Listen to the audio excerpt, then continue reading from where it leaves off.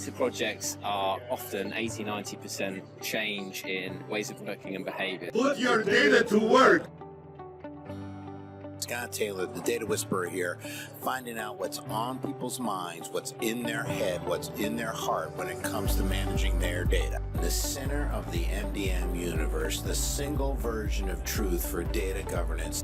What's on their mind in the master data business, what's happening in data governance, and of course, making sure they help you Put your data to work. Put your data to work. put your data to work.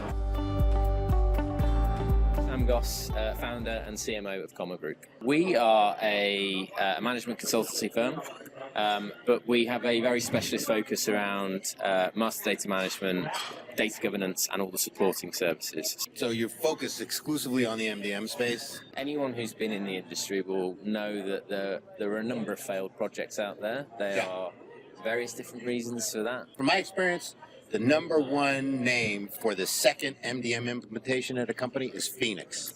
The first one burned down. Yeah. Data projects are often 80-90% change in ways of working and behavior. It's so easy for clients to fall into an idea of, right, we've bought some technology, it's going to solve all our problems. But back to what we were saying before, they don't want to question the way that they're operating. And often, I've seen it before where people have gone and spent in excess of $1 million and then work exactly the same way that they did before, and hey presto, they're no better off for it.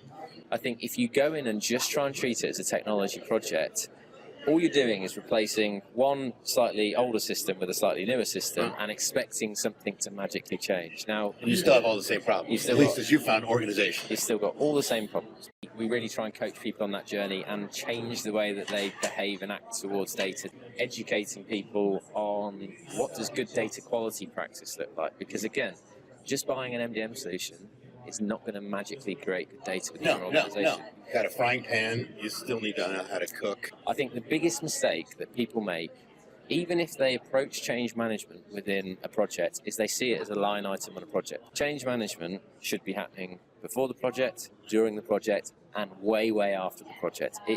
It is not a one-time activity. You have to change the way that you behave, which cannot be, in its definition, just a project. You've got to get the foundations right. Buzzwords are all over the place. What are some of them that you're hearing, like in the MDM space? I've got a series of blogs on LinkedIn at the moment called Buzzword Bingo. Oh, really? So, Okay, yeah. So, all right. So give us a few here. So, big data has been flying around for ages. What does it mean? what's the difference between big data in people's mind and just simply having lots and lots of data? People can't answer that. They can't answer it. I think there's a huge misconception around what people mean when they say AI.